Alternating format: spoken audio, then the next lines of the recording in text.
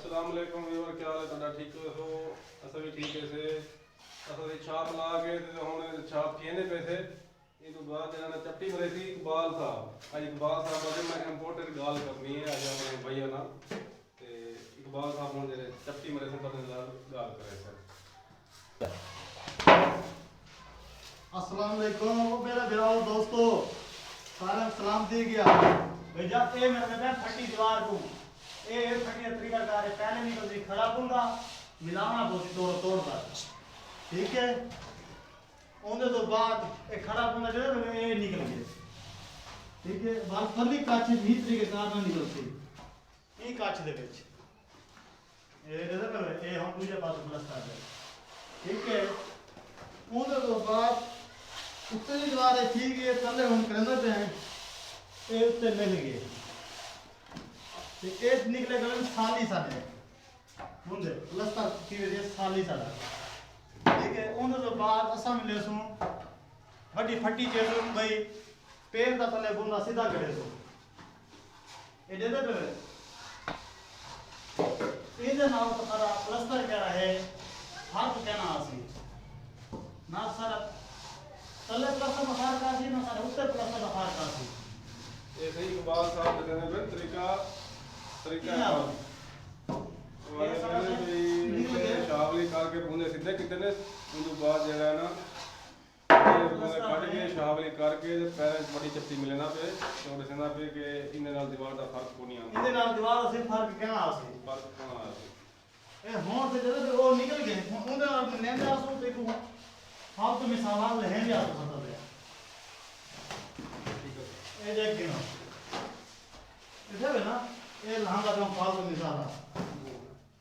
यहाँ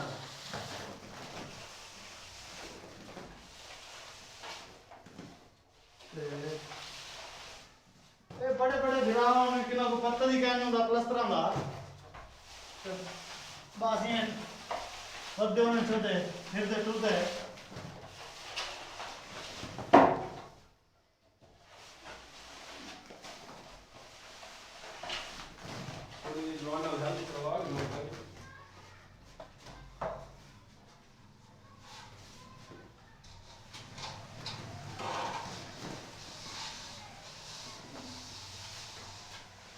माशाअल्लाह इकबाल साहब को नहीं बस फटी ने हम अलामा को चुप गई है ना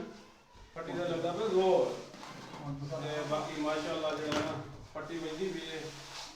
ते उन बाद वाल मी दा दसे कोई तरीका का ये हमने साडी नजूमी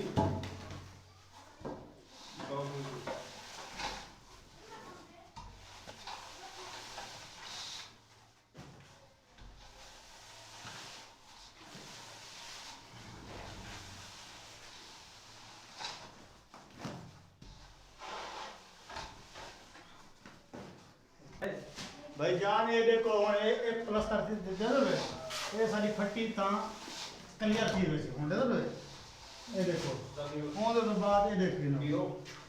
ये आ देखो ये होंदे तरीका कार प्लस्तर दा ते मिलेंदे वैसू उए मिल दिया सी ठीक है ना दे दे ये होंदे सारा तरीका कार ठीक है ओंदे तो बाद हम तले कर खड़े बुंदे गड्या से ये सारे खड़े हम बुंदे ये सारी चप्पी तले तेल वाली मिल गई ठीक है होंदे गिनो मेहरबानी नादर साहब और बोलेंगे लोग तो ये कैमरा दी ठीक है सारे व्यूअर चप्पी बाजी की है बाकी साडे चैनल को सब्सक्राइब किया करो साडे चैनल का नाम है Nadir Abbas vlog worker vlog ते साडे चैनल को सब्सक्राइब करो लाइक करो शेयर करो क्योंकि इतनी मेहनत नाल काम भी करते हैं ते वीडियो भी बनाते हैं बाकी मेहरबानी लाइक शेयर किया करो अल्लाह सोने दीवार भी मुकम्मल ये सही उस्ताद नादर ते उस्ताद इकबाल ने प्लस्तर को छेक दीते ये दीवार अज फाइनल थी गई हुण थी गई रोटी का टाइम ते हुण असां रोटी खाने दे पियूं ये सारे शकील भाई हैं दोस्त सारे शकील भाई क्या हाल है? ठीक है अल्हम्दुलिल्लाह सुनो अल्हम्दुलिल्लाह शुक्र है काम अच्छा करने में तूने काम देखना है